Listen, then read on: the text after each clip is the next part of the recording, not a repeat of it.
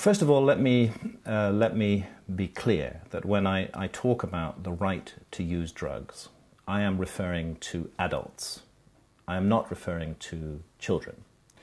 For example, I'm quite persuaded by the research which indicates that marijuana use, particularly heavy marijuana use, amongst teenagers can have extremely detrimental effects on those teenagers. I think the evidence for that is quite compelling, and I would not be urging or encouraging teenagers to smoke marijuana.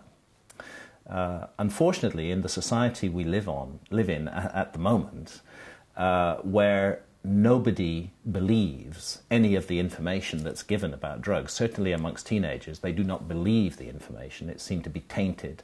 It seemed to be coming from a source that they do not trust and do not believe in.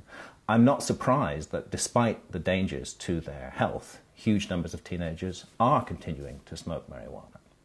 I would like to see an honest and open debate on the subject with full information being available to all members of the public. One of the reasons why I'm convinced that full, honest information is the way to go is what's happened with tobacco in our societies over the last 20 years.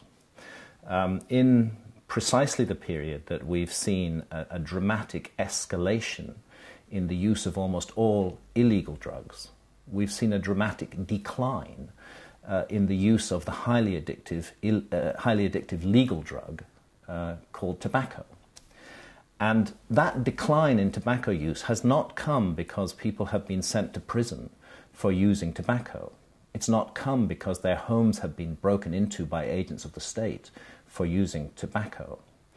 It's not come because there are draconian laws that prevent the use of tobacco. The decline in tobacco use has come solely for one reason, because people have believed the good information that has been put out there that has shown them that tobacco use can be very bad for their health.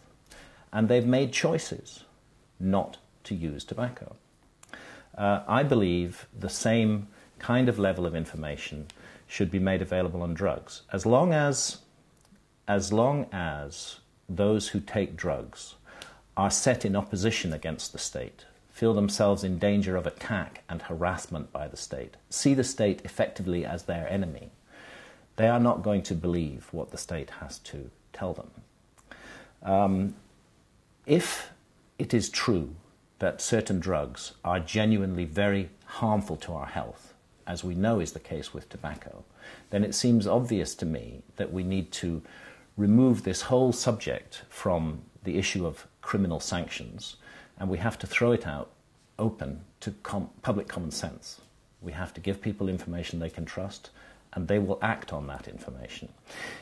I believe for adults, if they choose not to act on that information, that's also their business. But the most important thing is that the information should be there, it should be trusted, and it should be honest. And we've definitely seen the evidence that where one harmful drug is concerned, where good information is provided, tobacco, it does result in a reduction of use.